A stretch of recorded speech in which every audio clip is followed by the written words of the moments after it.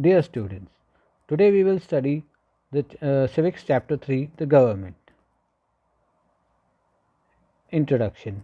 All regions in a country need proper administration to develop. The government of a country is the group of people who are responsible for governing it. A government determines the way in which a country, state, city, or village is administered. At each level, the government formulates laws that the citizens have to follow and create policies about everything connected with their daily life in a community.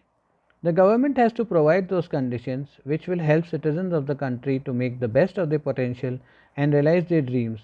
This means that the task of making and implementing laws and providing the city, state, or nation with the proper facilities to function and develop is the responsibility of the government.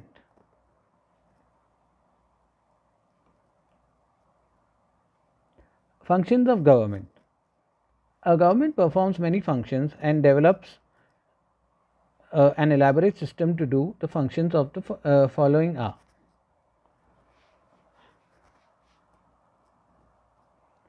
maintaining law and order. First, the government has to maintain law and order in the state, in the country, or in the city. Second, protecting international boundaries of our country. Second, protecting the boundaries of our country. Conducting foreign policy for peace relations with the rest of the world.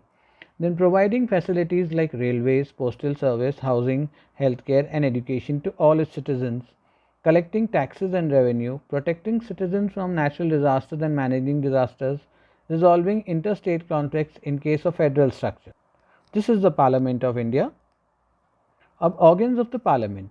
In order to ensure smooth and systematic working of the government, it has been divided into various organs such as executive, legislative, and judiciary. They are all placed equally but work on a system of check and balances. This is from preventing any one organ to become more powerful. The legislature in India is called the parliament, and it makes laws for the entire country. The task of the legislature is to carry out in discussions and debates to make laws. Laws are made by the elected members of the people, and they can also change the laws made by them. Now, organs of the government. After the laws are made, they need to be put into practice. The executive organ of the government helps to implement laws. The elected representatives make laws in the parliament, and those laws are implemented by the ministries and their departments. The Ministry of Human Resources Developments and the Department of Education, which comes under it, are some examples. When the word government is used, it usually refers to the executive because it is through the slogan that the laws impact the lives of the people. The people of the third organ is to punish the role of the third organ is to punish the lawbreakers. Punishment can range from simple fines to rigorous imprisonment. There is an elaborate system of court in a country so that justice can be ensured for all citizens. The Supreme Court in New Delhi is the highest court of law in India. This is the Supreme Court of India.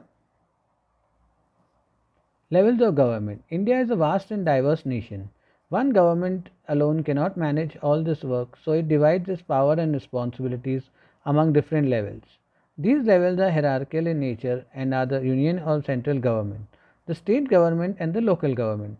The central government looks after the affairs of the whole nation, for example, foreign affairs, external security, finances, and defense. The state government looks after the affairs of the state. In this matter, specific issues related to the state are taken care of within the state. Even a state can be a large unit for only one government to manage because every street, alley, and corner of the state has to be administered. Therefore, the third level of government, called the local government, has been created to share the burden of administration with the state government. All the levels of government are formed through the same procedure of elections. They carry out the same functions, only the scale of work is different. The union government governs the country, the state government looks into the affairs of the prospective state, and the local government looks into localities like a village, like a city or a town inside a state. Next, we would be coming up with chapter 4 of civics.